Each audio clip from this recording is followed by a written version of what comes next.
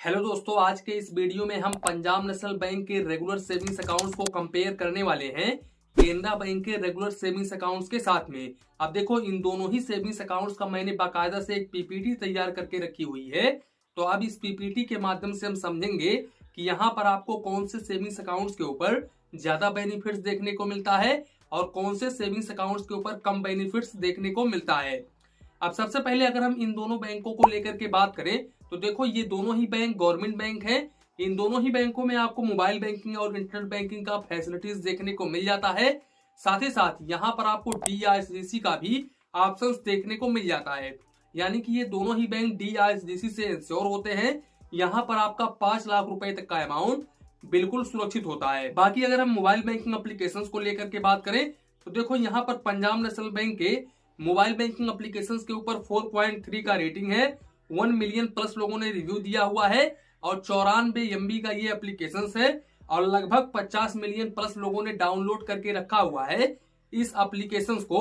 वहीं पर केनरा बैंक के मोबाइल बैंकिंग एप्लीकेशंस के ऊपर 4.4 का रेटिंग है और 1 मिलियन प्लस का रिव्यू है। साथ ही साथ 63 MB का ये एप्लीकेशंस है और 50 मिलियन प्लस लोगों ने डाउनलोड करके रखा हुआ है। तो देखो, यहाँ पर Canara bank mobile banking applications के ऊपर रेटिंग काफी हाई है, यानी कि 1 पॉइंट हाई है पंजाब नेशनल बैंक से।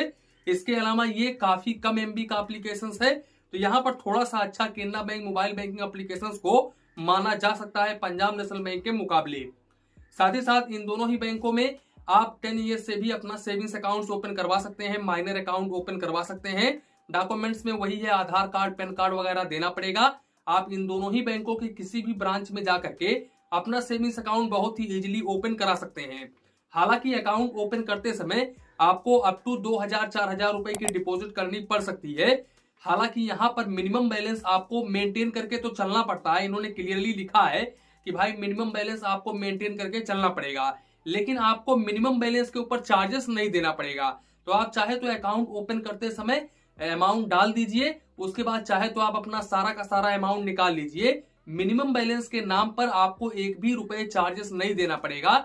किसी भी बैंक में आप अपना सेविंग्स अकाउंट ओपन करवाते हैं, चाहे तो वो पंजाब नेशनल बैंक हो चाहे तो वो केनरा बैंक हो, तो इस बात का आप जरूर ध्यान रखें। बात करें इंटरेस्ट रेट को लेकर के तो यहाँ पर पंजाब नेशनल बैंक आपको 2.50% से लेकर के 4.25% पर एनम का रेट ऑफ इंटरेस्ट ऑफर करता है, जो कि क्वार्टरली आपके अकाउंट में क्रेडिट होता है। वहीं पर केनरा बैंक आपको 2.55% से लेकर के 4% पर एनम का रेट ऑफ इंटरेस्ट ऑफर करता है। इस हिसाब से अगर देखा जाए तो केनरा बैंक काफी अच्छा खासा इंटरेस्ट रेट प्रोवाइड कर रहा है।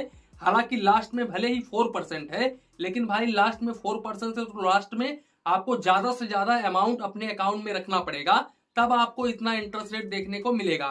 अगर हम एक मिडिल आदमी की बात करें तो ज्यादा से ज्यादा लोग 10 लाख 20 लाख रुपए रखते हैं, तो भाई यहाँ पर आपको 2.55% का रेट ऑफ इंटरेस्ट देखने को मिल जाएगा।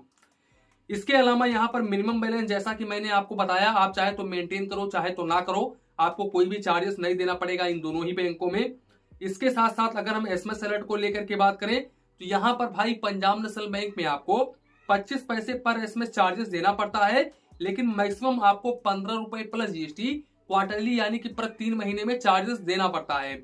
जबकि अगर हम केनरा बैंक को लेकर के बात करें तो केनरा बैंक में आपको 22 पैसे पर SMS चार्जेस देना पड़ता है और केनरा बैंक ने यहाँ पर कैपेसिटी बिल्कुल भी नहीं लगाया है, तो यहाँ पर आपको SMS अलर्ट के ऊपर काफी हाई चार्जेस देना पड़ सकता है। तो SMS अलर्ट के ऊपर यहाँ पर पंजाब नेशनल बैंक आपसे काफी कम चार्जेस ले रहा है। अब वहीं पर अगर हम चेकबुक को लेकर के बात करें तो यहाँ पर पंजाब नेशनल बैंक में आपको 20 पेज का चेकबुक पर फाइनेंशियल ईयर बिल्कुल फ्री ऑफ कॉस्ट में देखने को मिल जाता है। एक्स्ट्रा चेकबुक वगैरह लेते हो तो यहाँ पर डिजिटल माध्यम से लेते हो तो 4 रुपए प्लस GST पर पेज का चार्जेस देना पड़ता है, और अगर आप ब्रांच के माध्यम से अप्लाई वगैरह करते हो तो फिर इस केस में आपको 5 रुपए प्लस GST पर पेज का चार्जेस देना पड़ता है। जबकि केनरा बैंक में आपको 25 पेज का चेकबुक पर फाइनेंशियल ईयर बिल्कुल फ्री ऑफ कॉस्ट में देखने को मिलता है, और यहाँ पर अगर आप एक्स्ट्रा चेकबुक वगैरह लेते हो तो फिर इस केस में आपको 4 रुपए प्लस GST पर पेज का चार्जेस देना पड़ता है। तो यहाँ पर केनरा बैंक में आपको चेकबुक भी काफी हाई पेज का देखने को मिल रहा है और भाई चार्जेस भी कम आपसे ले रहा है केनरा बैंक। तो यहाँ पर केनरा बैंक का ये प्लस पॉइंट हो जाता है, और केनरा बैंक यहाँ पर इंटरेस्ट रेट के मामले में, साथ ही साथ SMS अलर्ट के मामले में भी प्लस पॉइंट है। तो यहाँ पर आप केनरा बैंक की तरफ जा सकते हैं।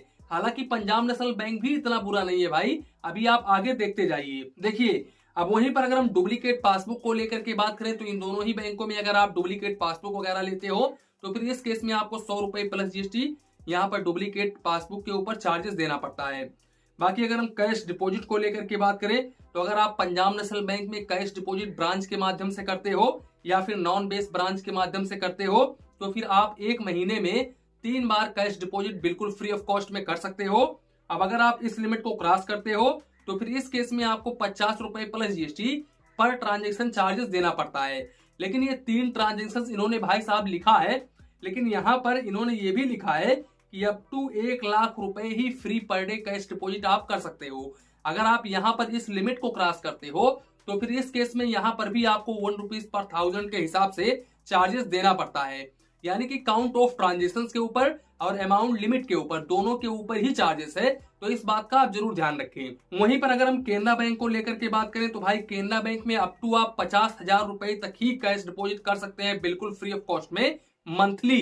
अब यहाँ पर इन्होंने ये भी लिखा है कि ज्यादा से ज्यादा आप एक महीने में 3 ट्रांजेक्शन कर सकते हैं, यानी कि 3 बार कैश डिपॉजिट कर सकते हैं और इस 3 बार में 50,000 रुपए से अधिक नहीं होना चाहिए। भाई अगर आप इस लिमिट को क्रॉस करते हैं तो फिर इस केस में आपको 1 रुपीज पर 1000 के हिसाब से चार्जेस देना पड़ता है और मिनिमम आपको यहाँ पर 50 रुपए plus GST per transaction charges देना पड़ता है और मैक्सिमम 5,000 रुपए तक चार्जेस देना पड़ता है। तो भाई cash deposit limit Canara bank में काफी कम है और पंजाब नेशनल बैंक में काफी हाई है। तो अगर हम इस चीज को देख करके चले तो भाई पंजाब नेशनल बैंक यहाँ पर काफी बेस्ट हो जाता है केनरा बैंक से। वहीं पर अगर हम यहाँ पर कैश विड्रॉवल को लेकर के बात करें तो पंजाब नेशनल बैंक में आप चाहे तो कैश विड्रॉवल करो, चाहे तो आप केनरा बैंक में कैश विड्रॉवल करो, अप टू आप 5 बार बिल्कुल फ्री ऑफ कॉस्ट में पैसे निकाल सकते हो। अब अगर आप इस लिमिट को क्रॉस करते हो तो फिर इस केस में पंजाब नेशनल बैंक में आपको 2 रुपीज पर 1000 के हिसाब से चार्जेस देना पड़ता है, जबकि केनरा बैंक में आपको 100 रुपए plus GST per transaction charges देना पड़ता है। तो यहाँ पर भाई केनरा बैंक ने एक लिमिटेशन लगाया हुआ है कि ज्यादा से ज्यादा आपको 100 रुपए प्लस जीएसटी चार्जेस देना पड़ेगा, जबकि पंजाब नेशनल बैंक ने लिमिटेशंस नहीं लगाया है। यहाँ पर ये कह रहा है कि भाई 2 रुपए पर 1000 के हिसाब से 2 रुपए प्लस जीएसटी पर 1000 के हिसाब से चार्जेस देना पड़ेगा। इसके अलावा अगर हम एटीएम कार्ड को लेकर के बात करें तो भाई दोनों ही बैंक क्लासिक वेरिएंट का डेबिट कार्ड ऑफर करते हैं। अब यहाँ पर पंजाब नेशनल बैंक में आपको क्लासिक वेरिएंट डेबिट कार्ड के ऊपर एनुअल मेंटेनेंस चार्जेस 150 रुपए प्लस जीएसटी देना पड़ता है। साथ ही साथ रिप्लेसमेंट फीस, इसके अलावा लॉस्ट वगैरह हो जाता है कार्ड, डुप्लीकेट कार्ड इशू वगैरह करवाते हो तो भी यहाँ पर आपको 150 रुपए प्लस जीएसटी चार्जेस देना पड़ता है। भाई इस कार्ड से आप 25,000 रुपए पर डे निकाल सकते हो और 60,000 रुपए तक ऑनलाइन ट्रांजेक्शन कर सकते हो पर डे। साथ ही साथ भाई इस डेबिट कार्ड से आप पंजाब नेशनल बैंक के ओन बैंक के एटीएम से एक महीने में 5 बार यहाँ पर ट्रांजेक्शन कर सकते हो बिल्कुल फ्री ऑफ कॉस्ट में। अब अगर आप इस लिमिट को क्रॉस करते हो तो फिर इस केस में आपको फाइनेंशियल ट्रांजेक्शन के ऊपर 10 रुपए प्लस जीएसटी और नॉन फाइनेंशियल ट्रांजेक्शन के ऊपर 5 रुपए plus GST per transaction charges देना पड़ता है। जबकि अगर आप पंजाब नेशनल बैंक का एटीएम कार्ड ले जाकर के किसी दूसरे बैंक के एटीएम मशीन से ट्रांजेक्शन वगैरह करते हो तो फिर इस केस में आप मेट्रो सिटी से 3 बार ट्रांजेक्शन कर सकते हो मंथली और नॉन मेट्रो सिटी से 5 बार आप ट्रांजेक्शन कर सकते हो मंथली। अब अगर आप इस लिमिट को क्रॉस करते हो तो फिर इस केस में फाइनेंशियल ट्रांजेक्शन के ऊपर 23 रुपए प्लस जीएसटी और नॉन फाइनेंशियल ट्रांजेक्शन के ऊपर 11 रुपए plus GST per transaction charges देना पड़ता है। अब वहीं पर अगर हम केनरा बैंक को लेकर के बात करें तो भाई केनरा बैंक में आपको डेबिट कार्ड के ऊपर एनुअल मेंटेनेंस चार्जेस 200 रुपए प्लस जीएसटी देना पड़ता है। तो यहाँ पर पंजाब नेशनल बैंक से 50 रुपए ज्यादा केनरा बैंक एटीएम कार्ड के ऊपर चार्जेस ले रहा है। साथ ही साथ यहाँ पर रिप्लेसमेंट वगैरह हो जाता है, लास्ट वगैरह हो जाता है, डुप्लीकेट एटीएम वगैरह इशू करवाते हो केनरा बैंक में तो फिर यहाँ पर आपको 150 रुपए प्लस जीएसटी चार्जेस देना पड़ता है। तो यहाँ पर सेम है, लेकिन भाई लिमिट के मामले में केनरा बैंक काफी आगे है पंजाब नेशनल बैंक से। देखो केनरा बैंक के डेबिट कार्ड से आप पर डे 75,000 रुपए निकाल सकते हो और 2 लाख रुपए तक ऑनलाइन ट्रांजेक्शन कर सकते हो इनके क्लासिक वेरिएंट डेबिट कार्ड से। तो इस बात का आप जरूर ध्यान रखें। तो यहाँ पर लिमिट काफी हाई है केनरा बैंक में। और अगर हम काउंट ऑफ ट्रांजेक्शन को लेकर के बात करें तो इनके ओन बैंक के एटीएम से भाई नॉर्मल जो पीपुल है वो एक महीने में 6 फाइनेंशियल और नॉन फाइनेंशियल ट्रांजेक्शन कर सकते हैं और जो सीनियर सिटीजन है वो एक महीने में 8 फाइनेंशियल और नॉन फाइनेंशियल ट्रांजेक्शन कर सकते हैं। और अगर आप बैंकिंग स्टॉप है यानी कि केनरा बैंक के स्टाफ है, तो फिर इस केस में आप एक महीने में 10 फाइनेंशियल और नॉन फाइनेंशियल ट्रांजेक्शन कर सकते हैं, यानी कि इनके एटीएम से। अब अगर आप इस लिमिट को क्रॉस करते हैं तो फिर इस केस में आपको फाइनेंशियल ट्रांजेक्शन के ऊपर 20 रुपए प्लस जीएसटी और नॉन फाइनेंशियल ट्रांजेक्शन के ऊपर 5 रुपए plus GST per transaction charges देना पड़ता है। वहीं पर दूसरे बैंक के एटीएम से आप एक महीने में मेट्रो सिटी से 3 ट्रांजेक्शन कर सकते हैं और नॉन मेट्रो सिटी से 5 ट्रांजेक्शन कर सकते हैं, चाहे तो वो फाइनेंशियल ट्रांजेक्शन हो चाहे तो वो नॉन फाइनेंशियल ट्रांजेक्शन हो। अब अगर आप इस लिमिट को क्रॉस करते हैं तो फिर इस केस में फाइनेंशियल ट्रांजेक्शन के ऊपर 23 रुपए प्लस जीएसटी और नॉन फाइनेंशियल ट्रांजेक्शन के ऊपर 11 रुपए plus GST per transaction charges देना पड़ता है। अब देखो यहाँ पर भाई अकाउंट की कोई भी लिमिट नहीं होती है, साथ ही साथ इन दोनों ही बैंकों में आप यूपीआई वगैरह कर सकते हैं, जैसे कि गूगल पे, फोन पे, पेटीएम वगैरह यूज कर सकते हैं। अप टू आप 1 लाख रुपए तक पर डे यूपीआई कर सकते हैं। अब सवाल आता है कि मैं पंजाब नेशनल बैंक में अपना सेविंग्स अकाउंट ओपन करूं या फिर केनरा बैंक में अपना एक सेविंग्स अकाउंट ओपन करूं। तो जानकारी के लिए हम आप लोगों को बता दें कि केनरा बैंक का प्लस पॉइंट थोड़ा सा कम है पंजाब नेशनल बैंक के मुकाबले, लेकिन एक तरफ से अगर देखा जाए तो केनरा बैंक भी कहीं कहीं बेस्ट हो जाता है। जैसे कि केनरा बैंक का मोबाइल बैंकिंग बेस्ट है, इंटरेस्ट रेट काफी अच्छा है, साथ ही साथ यहाँ पर केनरा बैंक चेकबुक भी काफी अच्छा खासा प्रोवाइड कर रहा है। तो यहाँ पर 3 पॉइंट के मामले में केनरा बैंक काफी अच्छा है, जबकि पंजाब नेशनल बैंक यहाँ पर भाई इनका मोबाइल बैंकिंग एप्लीकेशन भी इतना बुरा नहीं है। साथ ही साथ भाई पंजाब नेशनल बैंक में आपको कैश ट्रांजेक्शन लिमिट काफी हाई देखने को मिलती है। एटीएम कार्ड के ऊपर 50 रुपए कम चार्जेस देना पड़ता है। साथ ही साथ यहाँ पर एसएमएस अलर्ट के ऊपर इन्होंने कैपेसिटी लगाई हुई है, तो यहाँ पर इनका भी कुछ प्लस पॉइंट है। तो आप यहाँ पर डिसाइड कर सकते हैं कि कौन से बैंक में मुझे सेविंग्स अकाउंट ओपन करवाना चाहिए। वैसे अगर आप मेरी ओपिनियन मांगोगे तो यहाँ पर बेस्ट रहने वाला है पंजाब नेशनल बैंक, क्योंकि पंजाब नेशनल बैंक थोड़ा सा कम केनरा बैंक से चार्जेस ले रहा है। तो यहाँ पर आप पंजाब नेशनल बैंक की तरफ जा सकते हो। वैसे भाई दोनों ही बैंक काफी शानदार बैंक है, दोनों ही बैंक गवर्नमेंट सेक्टर के बैंक है, तो आप जिस बैंक में चाहे उस बैंक में अपना एक सेविंग्स अकाउंट ओपन करा सकते हो। आजकल तो ये बैंक ऑनलाइन भी सेविंग्स अकाउंट ओपन करके देते हैं, तो आप चाहे तो ऑनलाइन भी अपना सेविंग्स अकाउंट ओपन करा सकते हो।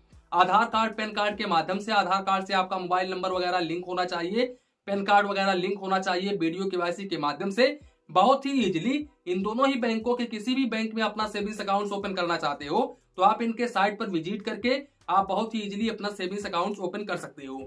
तो कुल मिलाकर के ये था आज का वीडियो, यहीं पर वीडियो को समाप्त करते हैं। वीडियो पसंद आया हो तो प्लीज वीडियो को एक लाइक करिए और अपने चैनल फाइनेंस बैंकिंग को सब्सक्राइब करिए। मन में कुछ डाउट हो, कंफ्यूजन हो तो प्लीज कमेंट करिए।